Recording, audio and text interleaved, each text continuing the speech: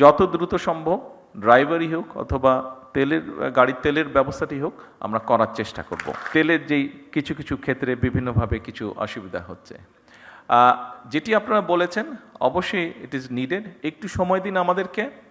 আমরা যেহেতু পিছন তো যেতে পারবো না, পিছনে যেই সমস্যাটা তৈরি হয়েছে এটার জন্য আরও সমস্যা তৈরি হয়েছে। আমাদেরকে অতিরিক্ত অনেক বেশি দাম দিয়ে দেশের মানুষ যাতে স্বাভাবিকভাবে সব কিছু রাখতে পারে, আমাদের যেরকম ভর্তুকির পরিমাণ বাড়াতে হয়েছে জ্বালানিতে, একইভাবে ইন্টারন্যাশনাল মার্কেট থেকে $2 বিলিয়নেরও বেশি ডলার দিয়ে আমাদেরকে ইমিডিয়েট তেল ক্রয় করতে হয়েছে। তার ফলে সরকারের বা জনগণের অনেকগুলো অর্থ খরচ হয়ে গিয়েছে।